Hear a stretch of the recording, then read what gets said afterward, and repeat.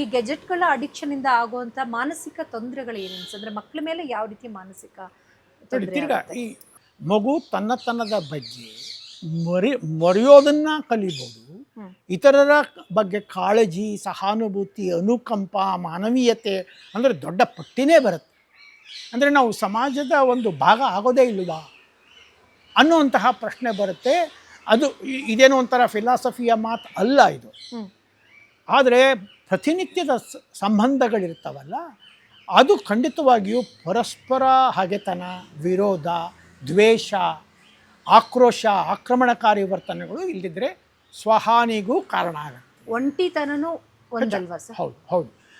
ಇದರ ಸೂಚನೆಗಳು ಈಗಾಗಲೇ ನೋಡ್ತಾ ಇದ್ದೀವಿ. ಎಷ್ಟೋ ಮಕ್ಕಳಿಗೆ ಅಪ್ಪ ಅಮ್ಮಂದರು, ಇಲ್ಲಪ್ಪ ಪರೀಕ್ಷೆ ಸಮಯ, ನೀನು ಸ್ವಲ್ಪ ಹೆಚ್ಚು ಸಮಯ ಓದಬೇಕು, ಮೊಬೈಲ್ನ ಮುಚ್ಚಿಟ್ಬಿಡು, ಇಲ್ಲ ಟಿ ವಿ ನೋಡಬೇಡ ಅಂತ ಏನಾದರೂ ಒಂದು ಜೋರಾಗಿ ಕೂಡ ಹೇಳೋದು ಬೇಡ, ಸೂಚನೆ ಕೊಟ್ಟು ಒಂದೆರಡು ಮೂರು ಸತಿ ಹೇಳಿದ್ರೆ ಯಾಕೆ ಇಷ್ಟು ಸತಿ ಹೇಳ್ತಾ ಇದೆಯಾ, ನಾನು ಓದೋದೇ ಇಲ್ಲ ಅನ್ನೋಂತಹ ಪ್ರಕರಣಗಳನ್ನ ನಾನು ಕೇಳಿದ್ದೀನಿ, ನೋಡಿದ್ದೀನಿ. ಇನ್ನೆಷ್ಟೋ ಮಕ್ಕಳು ಅದನ್ನು ಈ ಥರ ಹೇಳ್ತಾರೆ ಅಂತ ಹೇಳಿಬಿಟ್ಟು ಬೇರೆ ಬೇರೆ ವಸ್ತುಗಳನ್ನು ಆಕ್ರೋಶದಿಂದ ಹಾಳು ಮಾಡಿರೋದು ಆಯಿತು.